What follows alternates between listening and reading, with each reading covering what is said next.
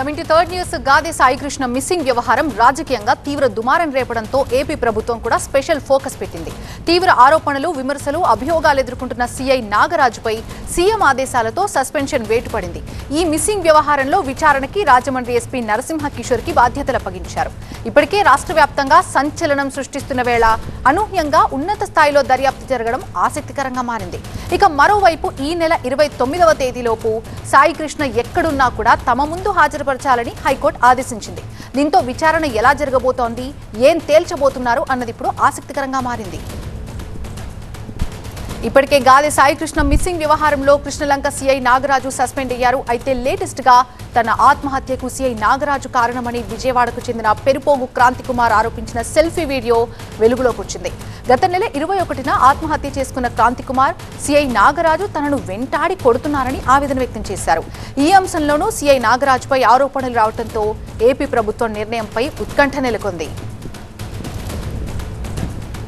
పూర్తి అప్డేట్స్ అందించడానికి మా అసోసియేట్ ఎడిటర్ ఈశ్వర్ లైవ్ లో సిద్ధంగా ఉన్నారు. ఈశ్వర్, సాయికృష్ణని ఎక్కడున్నా కూడా పట్టుకొని వచ్చి అంటే హైకోర్టు ఆదేశాల మేరకు ఈ నెల 29న హాజరుపరచాలని హైకోర్టు ఆదేశించింది కదా, మరి ఈ నేపథ్యంలో ఎంక్వైరీ ఏ విధంగా కొనసాగుతుంది, ఏం తేల్చబోతున్నారు, అండ్ సిఐ నాగరాజ్పై ఎటువంటి డెసిషన్ తీసుకునే అవకాశాలున్నాయి?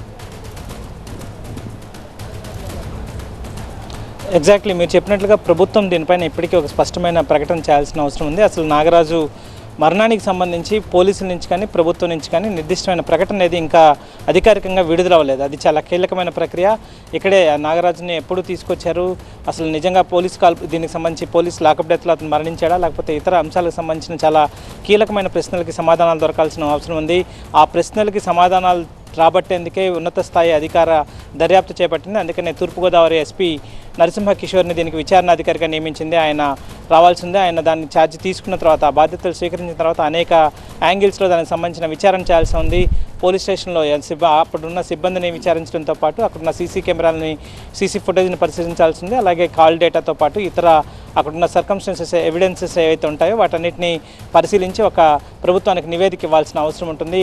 అయితే ఇదే సమయంలో ప్రభుత్వం మీద కూడా చాలా తీవ్రమైన ఒత్తిడి ఉంది. ఎందుకంటే ఇది కేవలం పోలీసు ఒక ఇన్స్పెక్టర్ చేసిన పని అయినప్పటికీ కూడా దానికి సంబంధించి ప్రజల భద్రతకు సంబంధించిన ఏజెన్సీ చేసిన నిర్వాహకం, పోలీసు వ్యవస్థ చేసిన ఈ నిర్వాహకం కావచ్చు, లేకపోతే పోలీసులకు సంబంధించిన వాళ్ళ విధి నిర్వహణ పరిమితులు ఎంతవరకు ఉంటాయి, వాళ్ళు ఇప్పుడు చేసిన ఈ వ్యవహారానికి సంబంధించిన నిజానిజాలు ఏంటి అన్నది తేల్చాల్సిన అవసరం ఉంటుంది. అదే సమయంలో హైకోర్టుకి హెబియస్ కార్పస్ పిటిషన్ వేస్తున్నారు కాబట్టి 29 లోపల ఎట్టి పరిస్థితుల్లో హైకోర్టుకి దీనికి రిపోర్ట్ ఇవ్వాల్సి ఉంటుంది. కాబట్టి ఒకవైపు తీవ్రమైన ప్రతిపక్ష ఆరోపణలని, ఒకవైపు అధికార విచారణ నేపథ్యంలో ప్రభుత్వం నిశ్చితంగా గమనిస్తోంది. వాటిని ముందు వాస్తవాలను తెలుసుకునే ప్రయత్నం చేస్తోంది. అయితే ప్రభుత్వం కూడా చాలా స్పష్టంగా చెప్పదలుచుకుంది, ఈ విషయంలో ఎవరైనా తప్పు చేస్తే వాళ్ళని ఉపేక్షించే ప్రసక్తే లేదు. ఇవి పునరావృతం కాకుండా చూసే బాధ్యతను ప్రభుత్వం తీసుకుంటున్నట్టుగానే చెప్తోంది. అట్లాంటి పరిణామాలను చాలా స్పష్టంగా చెప్పే ప్రయత్నం చేస్తోంది. ఇందులో చట్టానికి విరుద్ధంగా ఎవరు ఎట్లాంటి నిర్ణయాలు తీసుకున్నా దానికి సంబంధించిన బాధ్యులపైన ఖచ్చితంగా తీవ్ర స్థాయిలో చర్యలు తీసుకునే అవకాశం ఉంది. ఇప్పటికే నాగరాజుకు సంబంధించిన వ్యవహార శైలిపైన కూడా రిపోర్టును తెప్పించుకుంది. నాగరాజుకు సంబంధించి ఇప్పటికే ఆయన మొదట వీఆర్లో పెట్టారు. ఆ తర్వాత ముఖ్యమంత్రి సింగపూర్ నుంచి వచ్చిన వెంటనే జరిగిన రివ్యూలో ఆయన పైన సస్పెన్షన్ వేటు వేశారు. ఇంకా ప్రస్తుతం మీరు చెప్పినట్టుగా ఇంకొక వ్యక్తి కూడా అతను సూసైడ్ చేసుకుంటూ నాగరాజు పేరుని అందులో ప్రస్తావించారు. కాబట్టి దాన్ని కూడా ప్రభుత్వం పరిగణలోకి తీసుకునే అవకాశం ఉంది. సో వీటన్నిటిని, ఎందుకంటే ఒకవైపు దీనికి సంబంధించి మానవ హక్కుల ఉల్లంఘనలో చాలా తీవ్రమైన ఉల్లంఘనలు జరిగాయి. ఇది బహుశా ఆంధ్రప్రదేశ్లోనే తొలిసారి వాళ్ళ తల్లిదండ్రులు ఆరోపిస్తున్నట్టుగా మొదట ఒక కేసు విషయానికి సంబంధించి సాయికృష్ణని పోలీస్ స్టేషన్కి తీసుకురావడం, ఆ తర్వాత అతను థర్డ్ డిగ్రీ ఉపయోగించిన నేపథ్యంలో అతను చనిపోవడం, అతన్ని ఆధారాలు లేకుండా కప్పిపుచ్చే ప్రయత్నాన్ని పోలీస్ అధికారులు చేస్తున్నారని చెప్పి చేస్తున్న నేపథ్యం కాబట్టి, తల్లిదండ్రుల ఆరోపణలు చేస్తున్న నేపథ్యం కాబట్టి, సో దాన్ని అక్కడి నుంచి పూర్తి స్థాయిలో దానికి సమాధానాలు చెప్పే ప్రయత్నం చేస్తుంది ప్రభుత్వం. వాటి నుంచి పూర్తి స్థాయిలో వివరాలు తెలుసుకునే ప్రయత్నం చేస్తుంది.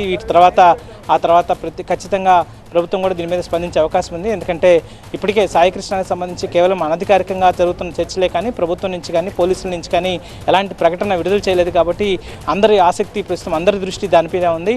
ప్రభుత్వం దాని మీద ఎలాంటి ప్రకటన చేయబోతోంది, అసలు సాయికృష్ణ వ్యవహారంలో ఏం జరిగింది, అందులో పోలీస్ స్టేషన్కి ఎప్పుడు తీసుకొచ్చారు, ఆ తర్వాత పోలీస్ స్టేషన్ నుంచి ఎట్లాంటి పరిస్థితుల్లో అతనికి ఇప్పుడు జరిగిన పరిణామాలకు దారితీసిన పరిస్థితులు కావచ్చు, వీటన్నిటిని చెప్పాల్సిన అవసరం ఉంది. కాబట్టి మరొకంత సమయం తీసుకునే అవకాశం ఉంది. సో దాని తర్వాత ప్రభుత్వం వీటన్నిటి మీద అధికార ప్రకటన చేసే అవకాశం అయితే చాలా స్పష్టంగా కనిపిస్తుంది.